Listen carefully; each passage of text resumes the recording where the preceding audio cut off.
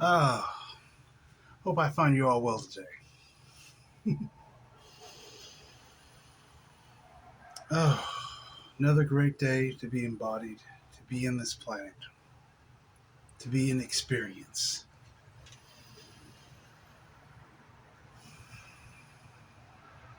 I want to talk to you about sensuality. How the world is more sensual than you're allowing it to be at the moment. Yes, this world, this reality is harsh. It's dual. It's very black and white at times. But if you look past that illusion, that is duality, that is difference, that is mostly just the games people are playing. There's a sensuality, a beauty that is ever radiant and present. Because that's one of the reasons to stay on this planet, to not just to shine your light, but to have the experience of this sensuality.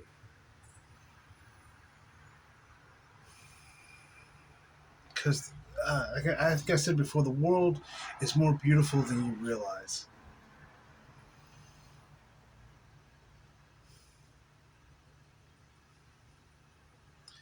Oh, excited to say, because William Blake, I said it because it comes from the William Blake poem, "Oh, come away, oh human child, to the waters and the wild, with a fairy hand in hand, for the world's more full of weeping than you understand."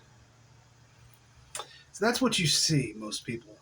They see the weeping, the sadness, the rough, the harshness of this reality. But if you can look past it, if you can look past people's choices, what they're choosing suffering at the moment. They're choosing to play these games that at times are quite pointless, but it's their choice. Once you give them the compassion to do that, you stop trying to change everything, stop trying to force everything. Behind all that, you see the world is truly more beautiful than you ever realized. It's more sensual.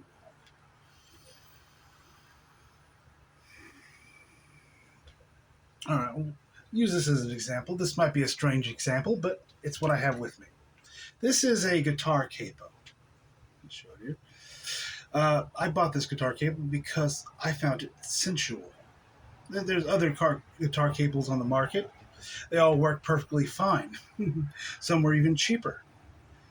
But I love the mechanicism of this, the way it's designed, the geometry of it, the weight, the feel, the elegance of this one. This is a shub. They say you pronounce it SHUBB. Shub. But this one I found more elegant. To me, this was a very sensual guitar capo. That's why I purchased it over a different guitar cable which would have functioned just as well. Because I felt it gave me a sense of sensuality, a sense of beauty. I love playing with the mechanicism. I love the turning of the screw here, of how the tensioning works. I love the design of it. Because you could say guitar capo is just energy. But the experience I get from playing with it, using it on my guitar, that is what's really important. It's not the guitar capo itself. It's an illusion in a way. But the experience I get from using it, that is the sensuality, that is the experience, that is the beauty of this reality. Same thing if I was to play guitar, I would prefer to play a nice guitar, like a nice Martin or a beautiful Rickenbacker, because they're beautifully built. They have great tone and they're just sensual to look at, sensual to hold and play. You can feel them. Then playing something, say, just a like this guitar I have now. Recorder King's actually not a bad guitar company. I like them. They actually make some really nice guitars. This is a Dirty 30, so it's a very dirty sounding guitar. It's not really good for everyday guitar playing. It's more of a bluesy guitar. But I prefer a nice sensual guitar. That's sensuality. This is where you get people. People think it's the thing that matters. It's the nice guitar. It's the nice house. It's the nice watch or whatever it is. This watch I could have bought a $20 Timex or any other quartz watch. Quartz watch keeps better time than this watch. This watch is a automatic mechanical watch. It costs quite a bit more than a standard watch you'd find at Walmart. But this watch is much more sensual to me. I love the mechanicism. I love the design of it. How it works. It's beautiful. I love the winding it every day. I love sensuality. I love physical things. I'm not a very digital person. Like I said, I have a record collection, a vinyl record collection. I love my music on vinyl. If I would list that's the way I prefer. I love the sensuality of the big discs, putting them on. I even like cleaning them, which you have to do regularly. Of getting a little brush and getting the all the little fuzzy stuffs off the needle of the record player. I even like the little pops I hear every once in a while. Ooh, it's sensual. It's that analogness. I prefer that over, say, streaming music. That's a personal preference. You don't have to do it that way. You can say maybe that's perhaps because I'm an old soul. I've been on this planet for a long time. I love physical things. A younger soul may prefer the digital. There's no wrong or right answer to what is sensual to you, to what you prefer. To me, I love sitting back and listening to Mozart. Say his Requiem, his last piece. I had that on vinyl. I can sit back and just listen to it. It is a beautiful piece. I love that piece of music of Mozart for one reason too, because it was unfinished. So every composer, every director of the what's the band director has to come up with their own interpretations in a way. What they think Mozart meant in certain places. Do they want to add instruments? Do they want to take them out? So I love listening to the different versions and seeing the creativity of the different composers that they add to Mozart. It doesn't have to be just the original. I love sensuality. That's one of the things that you're going to have to, if you want to stay on this planet after your realization, sensuality is a must. Because it is a harsh planet. Yes, it is. It is full of weeping. But behind that weeping is a beauty that most people just don't see. And when everybody's done with their weeping and their whining and playing the victim, because it's their choice, they're choosing to do it if they realize it or not. It doesn't matter. It's still their choice. When they're done with that, they will see the beauty that's here as well. So I just want you to feel into sensuality, to beauty. When you listen to music, watch a film, look at a piece of art. It can be a car. It could be a furniture design. It could be a house design. Feel the sensuality, the design in it, the creativity. Because when something is made beautifully, it usually comes from the heart of that person. Because nobody invented the capo. That's an illusion. The capo has always existed. As I've talked about before, everything has already happened. Nobody really invents anything. They just get that aha moment, that realization, and they allow the experience of creating it, the experience of coming up with it, but no one really comes up with it. When cancer is finally cured and that scientist has that eureka moment, it's not that the scientist cured cancer. It was already cured. It's just finally somebody allowed the realization to come to them. You can say consciousness will grow to a certain point. At some point, the cure for cancer will come because it has to, and it'll come in the it'll take the path of least resistance. So that one scientist who's open to it, who's open to a different way of looking at things, he'll be, who takes that, who sits back one day and just takes a deep breath, just relaxes for a moment, light bulb moment will come to them. Same thing with free energy. That's how it comes. It already exists. Everything has already happened. Because, like I said, you can say everything happened in a moment. Then you dive back into yourself to see how it happened, to create a story, to create an experience to it. Because there really is no story. It was all there. You know, everything was already there. This already existed. It had to. Everything follows consciousness. So that's when I talk about potentials. Potentials are just opening up to new things, to new things that already exist.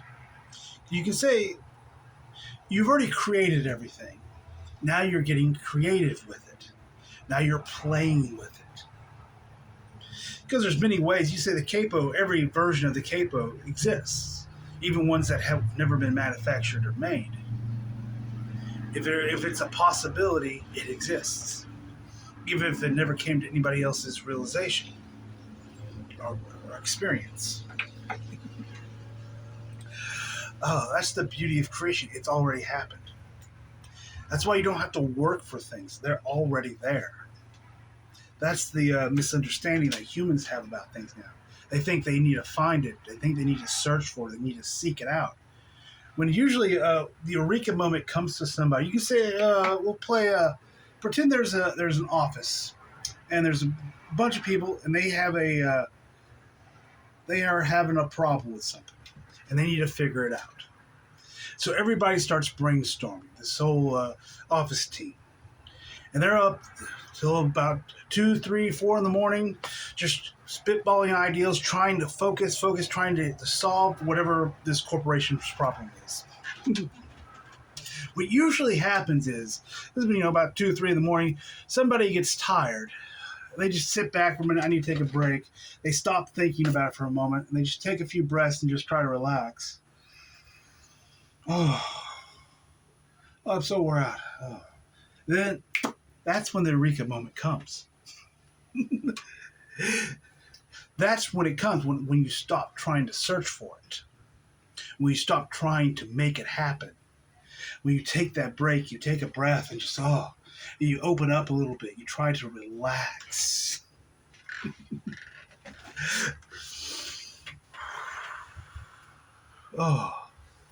Then that eureka, then that new ideal that really isn't that new.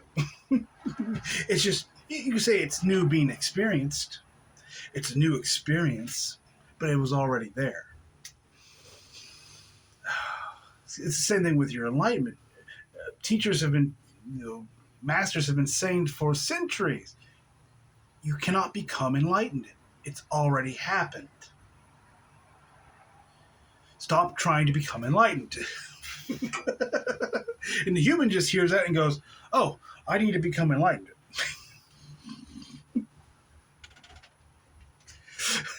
No, it's already there. It's when you stop trying, when you just assume at a time.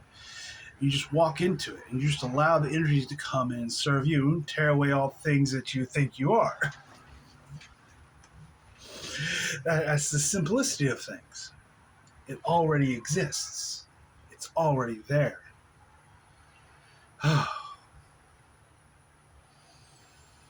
Can you just feel into that? It's already happened.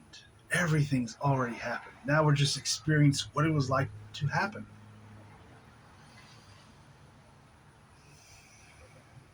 And since we're infinite, this could go on for infinity, for eternity. Isn't that joyous? Never-ending discovery of experiences. Always going into new expansion and new discovery of ourselves.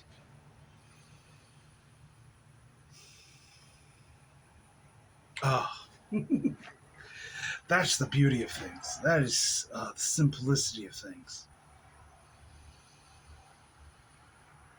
So don't be afraid of things. Like I said before, I was trying to make a point of something. Don't get caught up in, it's okay to have nice things. That's a poverty thing been has been something that's gone a long time in spirituality communities. You have to be poor. You have to be broke to be pious. It's silly because having a nice watch is it's not super expensive. Why I think this watch about $250, $300, something of that nature. It's more expensive than a $20 Walmart watch, quartz watch, but it's the sensuality of the beauty of it. And of course, I did go and spend the extra money and bought a nicer band for it of a nicer, beautiful, genuine grade, really nice leather. So I made it even more sensual than it was. It's okay. It's not the thing itself. It's not the watch that is beautiful. It's the experience you have that is beautiful. It's the experience that you have that is priceless. It's not the item or the object. Say if I was to go out and purchase a expensive BMW, or I guess nowadays it'd be a Tesla, be the expensive car. It's not about having the car. It's about having the experience that the car brings. So the car is just data. It's just information. It's just facts in a way. It's an illusion. But the experience that you have, that sensuality you can have. Oh, the leather seats. I don't know. I haven't driven a Tesla before, so I don't know it has a big giant screen in it. But it's all the beauty. Oh yeah, they have the doors that open up like the DeLorean. Oh, that's a childhood dream right there. Have a car with DeLorean doors. But it's the sensuality, it's the enjoyment you get from it. Same thing, it's like, the vinyl collection itself isn't what I like. It's the experience I have with the vinyl collection. It's not the song itself, it's that experience I have with the song. It all comes back to experience. You don't have to get caught up in the physical things. And there's beautiful experiences in everything. It's better than having the experience of driving a beaten, broken down car with no AC and a tire that's about to blow out. That's not a very good experience. Why would you want that? It's not very sensual. I guess that's what you like. I guess you like torturing yourself. Go ahead. But what I'm saying is feel into the sensuality of an experience. That's why I say go have a nice meal. A meal should be a beautiful experience, a sensual experience. Making me hungry. I'm making chicken fajitas tonight. They sound delicious. Ooh, it's nicely seasoned. Ooh. It's going to be very good. But the sensuality of it, the cooking, the smells, even when you're cooking, cutting up the onions, peppers, seasoning, anything you like to put in it. Mushrooms. Well, that could be fun too. I should have bought some mushrooms. I was at the store earlier and I didn't buy any. Now I'm having a regret. Oh well. Next time. But, you can put stuff, I put rice in it. You can make it sensual to your taste. You're like a nicely big burrito. It'll be yummy. It's not just about, food shouldn't be just about filling your stomach. If that was the case, everybody would just eat astronaut rations or something. But it's the sensuality of it. It's the experience of it. You can make it more like a feeder. That's why dress your table up, light a candle, get a nice dishware, some nice silverware. Make it have an experience, even if you're eating by yourself. Let it be sensual. Let it be beautiful. Savor that beautiful taste. That gratitude that comes from that sensuality. It is beautiful. Oh. I think I'm going to leave it there today because It sounds beautiful, and I'm hungry now. I think I might go and start cooking some dinner early. But yes, take time with things every once in a while. You don't have to rush through everything. You don't have to rush through your meals. When you're in a store, Walmart, that's a big thing for me. It's a lot of people, a lot of energy. I have a tendency to want to rush through it, to get out of there as quickly as possible. But I have to take a deep breath every once in a while. I don't need to rush. It doesn't matter if all this energy of other people's around me. I'm okay. I'm protected. I take a breath and you feel into the energies of things, into products, into what a lot of it is not very good, but Walmart's not known for its quality and its sensuality. But you can see it from you see how unsensual it is, and like you can really you'll feel into those unsensual energies that a Walmart store has in it. And when you come home, maybe you're like, I don't want to recreate that. I want something sensual. I want a house that has beautiful artwork on the wall, that has beautiful furniture, that is sensual to sit in. Like, a beautiful sensual place to go is the forest or the woods or nature reserve of some sort, a hiking trail where you can be surrounded by nature because nature is sensual. It is the representation of life itself. It is alive. It is a living, breathing thing. It's a sensual experience just to be in nature, just to sit and quiet in it, to watch the beautiful limbs of the trees move, to smell the flowers, to see all the insects and all the little critters that make up the ecosystem. It's a very sensual experience. So take your time, everyone. Just sit back and feel into the sensuality of things. You don't have to go anywhere. Sometimes, like I said, it could be in a beautiful movie. A beautiful movie can be very sensual. The artistry of a movie is very beautiful.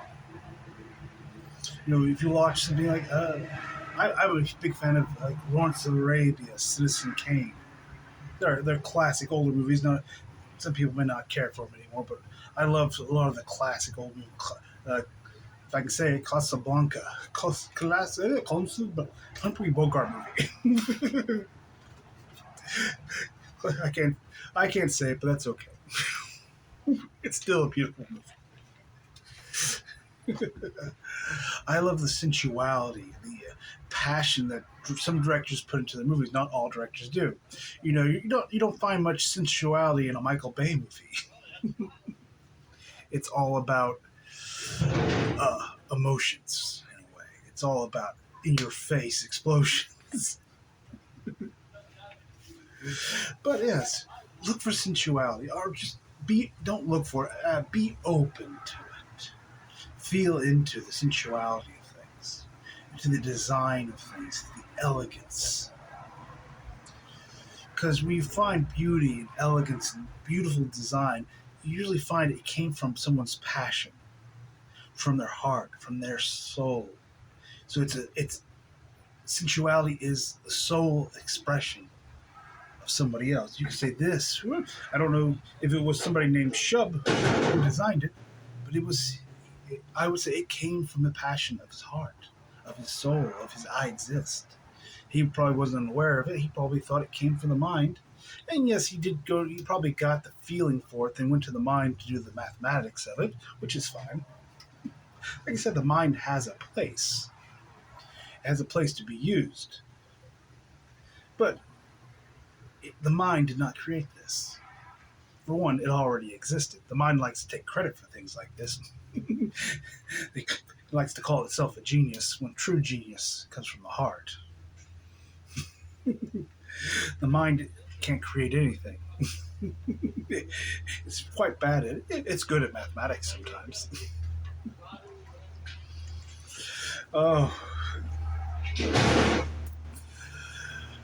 I'm going to leave you there today. This has been a joy once more, a great fun. I don't know, fun's not a really very expressive word.